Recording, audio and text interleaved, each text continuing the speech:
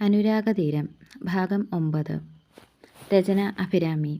എന്നാലും എൻ്റെ റോസി, ഇതൊരു വല്ലാത്ത സംഭവമായിപ്പോയി. ഡേവിയുടെ കെട്ടുകഴിഞ്ഞെന്ന് ആരാണ്ടോ പറഞ്ഞറിഞ്ഞപ്പോൾ ഞാനങ്ങ് അന്തിച്ചുപോയി. മിനിഞ്ഞാന്നും കൂടെ ജംഗ്ഷനിൽ വെച്ച് കണ്ട ചെറുക്കനാ. അവൻ പോയി ആരോരും അറിയാതെ പെണ്ണും കെട്ടി വന്നെന്ന് പറഞ്ഞാൽ വിശ്വസിക്കാൻ പറ്റുമോ? ആ സ്ത്രീ പറയുന്നത് കേട്ടൊന്ന് ചിരിച്ചെന്ന് വരുത്തിക്കൊണ്ട് റോസി ജ്യൂസ് നിറച്ച ട്രേ ടേബിളിലേക്ക് കൊണ്ടുവച്ചു. ഡേവിയുടെ കല്യാണം കഴിഞ്ഞതറിഞ്ഞ് നേരിട്ട് അന്വേഷിക്കാനും പെണ്ണിനെ ഒന്ന് കാണാനുമൊക്കെയായി വന്ന ഇടവകയിലെ പെണ്ണുങ്ങളെ സൽക്കരിക്കുകയായിരുന്നു റോസ്ലിൻ. ജ്യൂസ് കുടിക്കുക. അവരെല്ലാവരുടെയും മുന്നിലേക്ക് ഗ്ലാസുകൾ നീക്കി വെച്ചു കൊടുത്തു. പ്ലേറ്റുകളിൽ നിറച്ച ചിപ്സും പലഹാരവുമൊക്കെ നടുവിലും വെച്ചു. അല്ലടി റോസി, ഈ ഒറ്റ രാത്രി കൊണ്ടൊക്കെ പെണ്ണ് കെട്ടാനും മാത്രം എന്നതാ ഉണ്ടായത്? അത് പിന്നെ ആ കൊച്ചിൻ്റെ വീട്ടിൽ ചെറിയ പ്രശ്നങ്ങളൊക്കെ ഉണ്ടായിരുന്നു. അതുകൊണ്ട് പിന്നെ എല്ലാം പെട്ടെന്നങ്ങാക്കി. വേറൊന്നുമില്ല, റോസ്ലിൻ വരുത്തിക്കൂട്ടിയൊരു പുഞ്ചിരിയോടെ പറഞ്ഞു. അതത്ര ദഹിക്കാത്ത മട്ടിൽ വന്നവർ പരസ്പരം നോട്ടമറിഞ്ഞു. അല്ല, പെങ്കൊച്ചെന്തിയേ? അവർ പുറത്തോട്ട് പോയേക്കുവാ. നമ്മുടെ നാടൊക്കെ കണ്ട് ചുമ്മാ ഒന്ന് കറങ്ങിയിട്ടൊക്കെ വരാമെന്നും പറഞ്ഞ് പോയതാ. അയ്യോടാ, ഞങ്ങളെന്നാ പെങ്കൊച്ചിനെ ഒന്ന് കാണാൻ പരിചയപ്പെടാം എന്നൊക്കെ വിചാരിച്ച് വന്നതാ. അതിനൊക്കെ ഇനിയും സമയമുണ്ടല്ലോ സെലിനെ. ഇനിയിപ്പോൾ ആ കൊച്ചിവിടെ തന്നെ കാണുമല്ലോ. അപ്പോൾ സൗകര്യം പോലെ പരിചയപ്പെടാം. ആ, അതും നേരാ. അല്ലടി റോസി, എന്തുവാ കൊച്ചിൻ്റെ പേര്? അങ്ങനെ ഒരു കടമ്പ കടക്കേണ്ടി വരുമെന്ന് അറിയാമായിരുന്നുവെങ്കിലും പെട്ടെന്ന് അങ്ങനെയൊരു ചോദ്യം വന്നതും റോസ്ലിനൊന്ന് വിളറി. അവരുടെ നോട്ടം ലിവിംഗ് റൂമിലെ സോഫയിലിരിക്കുന്ന ഭർത്താവിലേക്ക് നീണ്ടു. അത് പ്രതീക്ഷിച്ചിരുന്നതുപോലെ റോസ്ലിനെ നോക്കിയിരുന്ന എബ്രഹാം അവരെ നോക്കി സാരമില്ലെന്ന മട്ടിൽ കണ്ണടച്ച് കാണിച്ചു. നീ എന്നതാ റോസി ആലോചിച്ചുകൊണ്ട് നിൽക്കുന്നേ? കൊച്ചിൻ്റെ പേരെന്തുവാ? അനുരാധ. റോസ്ലിൻ്റെ നാവിൽ നിന്നും ആ പേര് കേട്ടതും വന്ന പെണ്ണുങ്ങളെല്ലാം പരസ്പരം ഒന്ന് നോക്കി അർത്ഥഗർഭമായി ചിരിച്ചു. ഓ, അപ്പോൾ നമ്മുടെ കൂട്ടരല്ല അല്ലയോ? ഹിന്ദു പെങ്കൊച്ചാ. അപ്പോൾ അതായിരുന്നു റോസി പറഞ്ഞ പെങ്കൊച്ചിൻ്റെ വീട്ടിലെ പ്രശ്നങ്ങളല്ലയോ? അവരുടെ ചോദ്യങ്ങൾക്ക് എന്ത് മറുപടി നൽകുമെന്നറിയാതെ റോസ്ലിൻ വിളറി നിന്നു. എന്നതായാലും കൊള്ളാം. അല്ല റോസിയെ, ഡേവിക്ക് ഇതിൻ്റെ വല്ല കാര്യവും ഉണ്ടായിരുന്നോ? അവൻ എന്നതാ ഒരു കുറവ്? അവനെപ്പോലൊരു ചെറുക്കന് സഭയിൽ നിന്ന് തന്നെ നല്ല അമ്പോറ്റി പെങ്കൊച്ചുങ്ങളെ കിട്ടത്തില്ലായിരുന്നോ?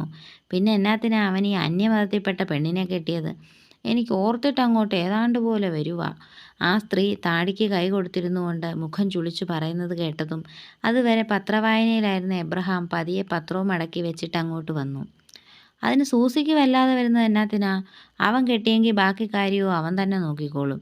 അല്ലേ തന്നെ ക്രിസ്ത്യാനി ചെറുക്കൻ ഹിന്ദു പെണ്ണിനെ കെട്ടിയതുകൊണ്ട് അവർക്ക് പിള്ളേരുണ്ടാവത്തില്ല എന്നൊന്നും ഇല്ലല്ലോ. അതുകൊണ്ട് നിങ്ങൾ പെണ്ണുങ്ങളെല്ലാം കൂടി ഇങ്ങനെ വട്ടമേശ സമ്മേളനം നടത്തി കൂടിയിരുന്ന് വല്ലായ്മപ്പെടേണ്ട കാര്യമൊന്നുമില്ല. ചിരിയോടെയാണെങ്കിലും എബ്രഹാമിൻ്റെ വാക്കുകളിൽ ഒളിഞ്ഞിരിക്കുന്ന മുന മനസ്സിലാക്കിയതും പെണ്ണുങ്ങളെല്ലാം പുരികം ചുളിച്ച് പരസ്പരം നോക്കി. അല്ലച്ചായ, അതൊക്കെ നേര് തന്നെ. എന്നാലും എൻ്റെ കൊച്ചേ, ഒരെന്നാലും ഇല്ല. അവൻ ആ കൊച്ചിനെ മതിയെന്ന് പറഞ്ഞപ്പോൾ അതിൻ്റെ ജാതിയും അതൊന്നും ഞാൻ നോക്കിയില്ല. പെങ്കൊച്ച് തന്നല്ലോ എന്നേ നോക്കിയുള്ളൂ. അവൻ പ്രായപൂർത്തിയായ ഒരു ചെറുപ്പക്കാരനാണ്. അപ്പോൾ അവന് തുണയായിട്ടൊരു പെണ്ണ് വേണം. അതിനിപ്പോൾ ക്രിസ്ത്യാനി പെണ്ണ് തന്നെ വേണമെന്നൊന്നുമില്ല. ജാതി ഏതായാലും ആണിന് പെണ്ണ് വേണം. അതേ ഞങ്ങൾ നോക്കിയുള്ളൂ.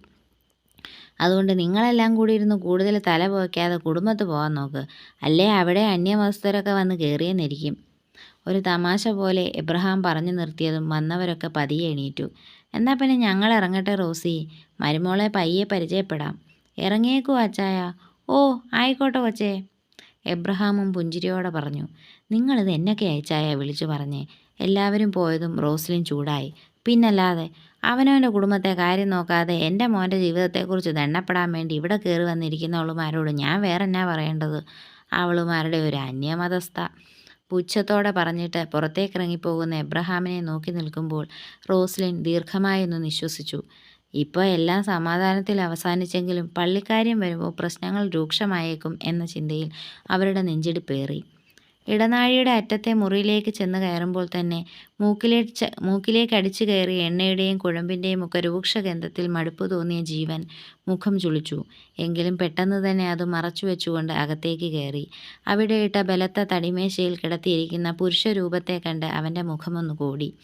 അരികിൽ നിന്ന മധ്യവയസ്കനായ വൈദ്യൻ കൈകൊണ്ട് കോരിയെടുത്ത കുഴമ്പ് അനിരുദ്ധൻ്റെ വിരിഞ്ഞ പുറംമേനിയിലേക്ക് ഒഴിച്ച് പതിയെ ഒഴിഞ്ഞു തുടങ്ങി. നല്ല ചതവുണ്ട്, നട്ടെല്ലിൽ നീർക്കെട്ടുണ്ട്. കുറച്ചുനാൾ തുടർച്ചയായി ഇതൊക്കെ വേണ്ടി വരും. അമ്മാതിരി അലക്കലല്ലേ അവൻ എടുത്തിട്ട് അലക്കിയത്. ഏതവനായാലും അവന് പണിയറിയാം. ആരോടൊന്നില്ലാതെയുള്ള വൈദ്യൻ്റെ പറച്ചിൽ കേട്ടതും ജീവൻ്റെ പിന്നിൽ നിന്നിരുന്നവൻ അവന് മാത്രം കേൾക്കാൻ പാകത്തിൽ പറഞ്ഞു. അത് കേട്ട് ജീവനൊന്ന് ഊറിച്ചിരിച്ചു. നീ മിണ്ടാതിരി. പണം കായ്ക്കുന്ന മരമായോണ്ടാ ഞാൻ വെട്ടാതെ വിട്ടേക്കുന്നത്. അല്ലേ ഇവൻ കാണിക്കുന്ന തരവഴിത്തരത്തിന് ഞാൻ തന്നെ ഇവനെ ഒന്ന് ചവിട്ടിപ്പിഴിഞ്ഞേനെ. സ്വന്തം ഭാര്യയും കൊച്ചിനെയും കളഞ്ഞിട്ട് ആ പെണ്ണിൻ്റെ പുറത്തൂടെ കയറാൻ നടക്കുന്നത്. പന്ന മോൻ. ആ കഴപ്പ് പിടിച്ച തന്തയുടെ എല്ലിയോ അണ്ണാ മോൻ. ഇവൻ അതല്ല അവൻ്റെ അപ്പുറവും ചെയ്യും. മറ്റവൻ പറഞ്ഞതിന് മറുപടിയൊന്നും പറയാതെ ജീവൻ വേഗം അനിരുദ്ധൻ്റെ അരികിലേക്ക് ചെന്നു. സാർ. അവൻ വിളിച്ചതും അനിരുദ്ധൻ തല ഉയർത്തിയൊന്ന് നോക്കി. എന്നിട്ട് തിരിഞ്ഞ് വൈദ്യനെ നോക്കി. മതി, താനൊന്ന് പുറത്തോട്ട് നിൽക്കുക. കുറച്ച് കഴിഞ്ഞ് മതി ബാക്കി. ഇത് ചൂടോടെ പിടിക്കണം, ഇല്ലെങ്കിൽ പിന്നെ കാര്യമൊന്നുമില്ല. തൻ്റെ ജോലിക്ക് ഭംഗം വരുന്നതിലുള്ള അനിഷ്ടം പ്രകടിപ്പിച്ചുകൊണ്ട് തന്നെ വൈദ്യൻ പറഞ്ഞു. താൻ എന്നെ കൂടുതൽ പുഷ്ടിപ്പെടുത്തുകയൊന്നും വേണ്ട, പറഞ്ഞത് കേട്ടാൽ മതി. കിടന്ന കിടപ്പിൽ അനിരുദ്ധൻ അലറിയതും അയാൾ ദേഷ്യത്തിൽ പുറത്തേക്ക് നടന്നു. അതോടെ അവൻ്റെ നോട്ടം ജീവനിലേക്കായി. എന്തായടാ, ആ പന്ന മോൾ എവിടാന്നറിഞ്ഞോ? എവിടാ ആ നായിൻ്റെ മോൻ അവളെ കൊണ്ട് പാർപ്പിച്ചേക്കുന്നത്?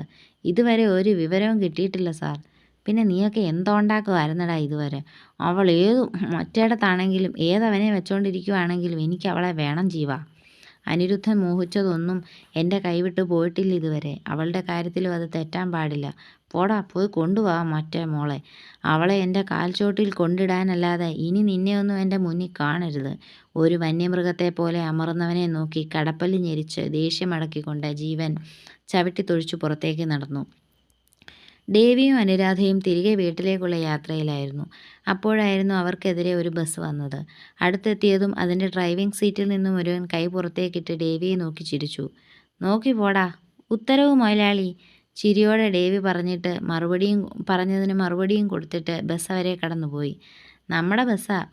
ദേവി ചിരിയോടെ അനുരാധയോടായി പറഞ്ഞു. മറുപടി പറഞ്ഞില്ലെങ്കിലും അവളും ഒന്ന് പുഞ്ചിരിച്ചു. മൊത്തം 7 എണ്ണം ഉണ്ട്. 6 എണ്ണം റൂട്ട് ഓടുക, 1 എണ്ണം ടൂറിസ്റ്റും. ഒറ്റ ഒരെണ്ണത്തിൽ തുടങ്ങിയതാ, പിന്നെ ഉള്ളതെല്ലാം ഞാൻ അതിൽ നിന്നുണ്ടാക്കിയതാ. പപ്പയ്ക്ക് ആദ്യം വലിയ താല്പര്യമൊന്നും ഉണ്ടായിരുന്നില്ല. ഉള്ളതൊക്കെ നോക്കി നടത്തിയാൽ മതിയെന്നായിരുന്നു പറച്ചിൽ. പക്ഷേ എനിക്കെന്തോ കാർന്നോന്മാരുണ്ടാക്കി വെച്ചതും കൊണ്ട് കളിച്ച് നടക്കാൻ തോന്നിയില്ല.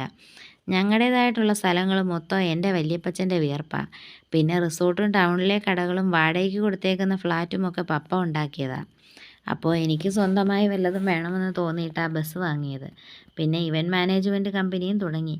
അതെല്ലാം തന്നത് വണ്ടിപ്പണി തന്നെ. ദേവി പറയുന്നതൊക്കെ കേട്ടിരിക്കുമ്പോൾ അനുരാധയുടെ ചൊടികളിൽ ഒരു പുഞ്ചിരി തത്തിക്കളിച്ചിരുന്നു. കണ്ടും കേട്ടും അറിയും തോറും ഡേവിഡ് എബ്രഹാം കോശി അവളുടെ ആരൊക്കെയോ ആയി മാറിക്കൊണ്ടിരിക്കുകയായിരുന്നു. അതിനിടയിൽ തൻ്റെ ജീവന് പോലും ഭീഷണിയായ പലതും അനുരാധ ബോധപൂർവം മറന്നിരുന്നു.